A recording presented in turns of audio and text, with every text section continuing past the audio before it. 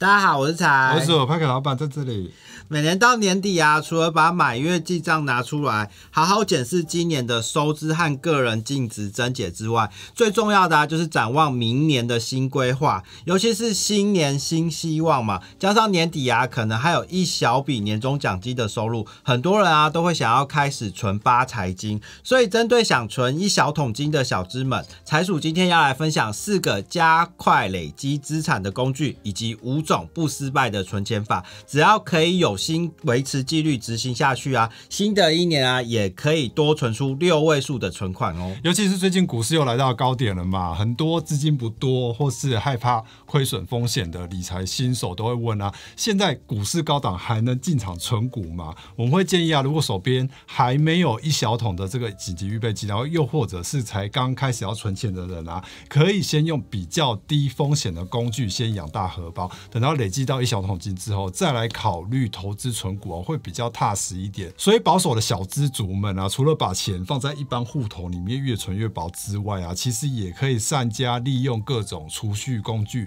来加快累积财富哦。首先第一种啊是最简单和无风险的台币定存，但其实定存啊还可以再细分为定期存款和定期储蓄存款这2种哦。从这张图啊就可以清楚的看出来，最大的不同点在于申办资格、最低门槛、存款期限、利率和计息的方式。简单来说，如果你的存款金额不满1万，又或者是只打算存几个月啊，就可以选择定期存款来增加资金运用的灵活度。那它的缺点呢，就是利息是采单利计算，没有办法享受复利的效果。相反的，如果你有一笔不小的资金呢，而且确定1年以上都不会动用到，那就可以考虑以复利计息的定期储蓄存款来获得更高的利率和利息哦。除此之外啊，一般在设定定存单的时候，会发现还有3种存款方式可以选择哦，分别是整存整付、零存整付和存本取息。中文呢好像都看得懂，但是合在一起看啊，是不是就变成外星文了？到底该怎么选才好呢？来看一下这段小动画就懂了。派克老板终于发奖金了，赶快把它存起来。这笔钱你打算要存到银行还是马桶水箱呢？请选择。当然是银行啊，马桶水箱是妈妈藏私房钱用的吧？好的，那你要办理定期储蓄存款的哪种存法？怎么忽然就变成银行业务啦？不就是把钱存进银行吗？还分什么存法？感冒用试试，用试试；咳嗽用试试，用试试。试试有2种，定储有3种：整存整付、零存整付、存本取息。整存整付、零存整付、存本取息。大家好，我是鼠老师，和你一起提高 FQ。喂，这转场也转得太生硬了吧？一般我们这个单元只有1分钟啊。首先，假设派克老板用整存整付啊，一次存入6万元，月复利为1%，1年后连本带利一次领回啊，其中每个月1%的利息都会自动再滚入下个月的利息计算当中。1年后啊，总共可领回60603元。而财只是选择像是分期付款的零存整付，每个月固定存入5000元，月复利一样是1%，同样在1年后连本带利领回，但却只会有60326元。原因是这6万元是分批存入的，越晚存入的钱计息次数越少，最后得到的利息当然也越少。最后是选择存本取息的数，虽然和派克老板一样，一开始就把6万元一次付清，但每个月都先把利息50元领走了，因此享受不到钱生钱的复利效果。1年之后全部获利为60600元。可是这样子看起来，整存整付和存本取息也只差3扣娘娘。小笨笨，不要忘记复利加上时间的威力啊！整存整付是把蛋蛋留给母鸡继续孵小鸡鸡，随着时间拉长会生出更多的蛋蛋和小鸡鸡。而存本取息啊，只是每个月都把蛋蛋拿走，存在久都是固定的蛋蛋，永远不会出现小鸡鸡哦。等等，你要去哪里？不是已经下课了吗？刚刚听了那么多蛋蛋，还是拿去福利社买鸡蛋糕就。也就是说，整存整付能领到最多的利息，适合已经有一笔闲置资金的情况。而零存整付虽然它的利息比较少，但很适合刚开始想要存钱的人，可以慢慢去养成这个储蓄的习惯。而除了这3种计算利息的方式之外，想要增加利息的话，其实还有一个小重点就是可以配合央行的利率政策来决定要选机动利率或是固定利率。这个固定利率的意思是说，不管未来央行是升息还是降息啊，都会以我们存入当下那个时候的利率来计算未来的利息。而机动利率啊，则是会随着未来的利率政策而上下变动。所以像现在2024未来降息的几率很高的时候，就可以优先考虑选择固定利率哦。除了一般1年期1.6% 利率的定储之外啊，有些银行也会推出有条件限制的高利定储专案。例如说，像我们整理的这一张台币高利定储表里面啊，可以发现像 Line Bank 和阳信银行的1年期1.78%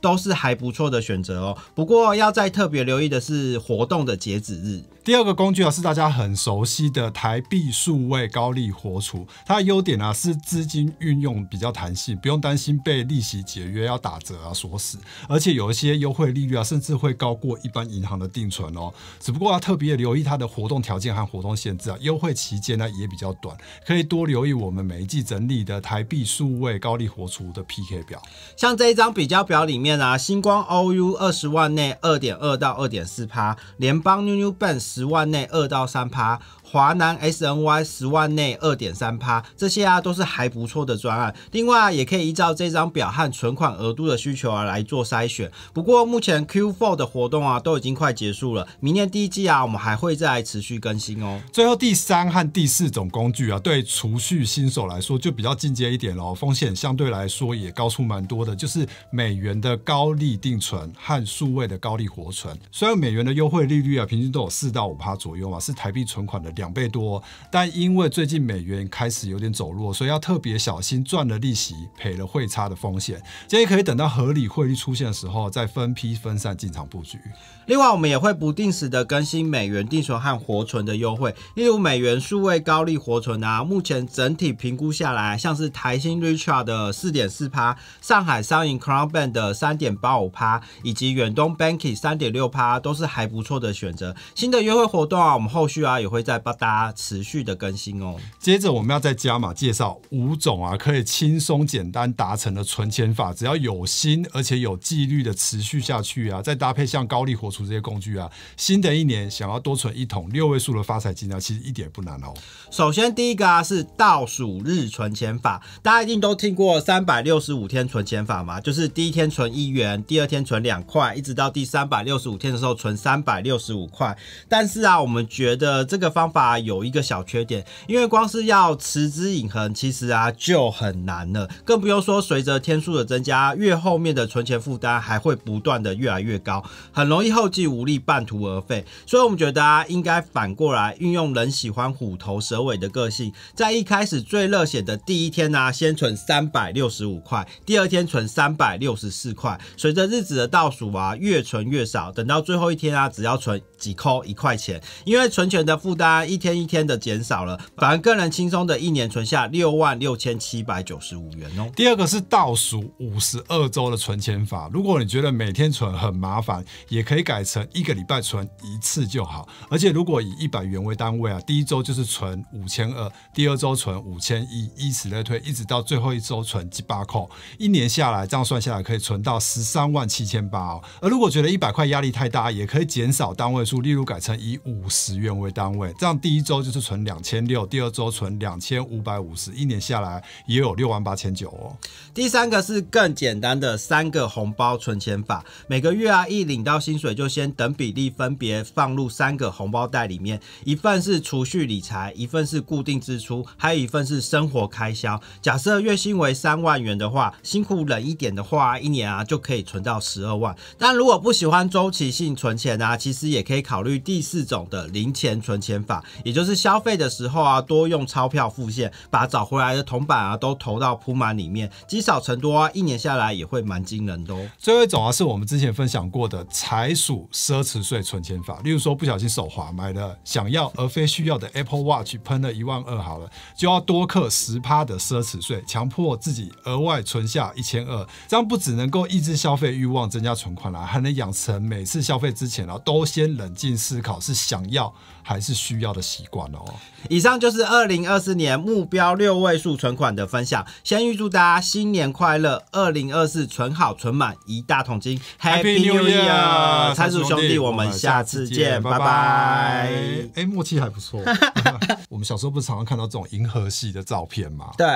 但最远的望远镜或是说人造物根本就也没有飞出太阳系多远哦。那请问这张照片是怎么拍出来的？请人家帮忙拍的，是请谁帮忙拍的？请外星人。我们从小到大看过这么多照片，那你没飞那么远，你是要怎么拍到我们自己啊？那有一个网友我觉得蛮有趣，他说有一支超级远的自拍棒这样子，从地球伸出去这样找仙女星座或是什么猎户星某个很远的星座的人，外星人拍好之后，然后传给我们，这样补一个银河系的笑话啊。不是银河系的笑话。有一天派克去博物馆里面啊，看到了一个暴龙的化石。好，然后他就问那个解说员说：“哎，这只暴龙几岁了啊？”好，然后那个解说员啊就跟他讲说7006岁。派克老板就很惊讶说：“哇！”怎么那么厉害？你怎么知道的这么 detail 这么仔细？解说员就跟他讲说，因为6年前我刚来这边工作的时候，他们跟我说这一只有7000万年。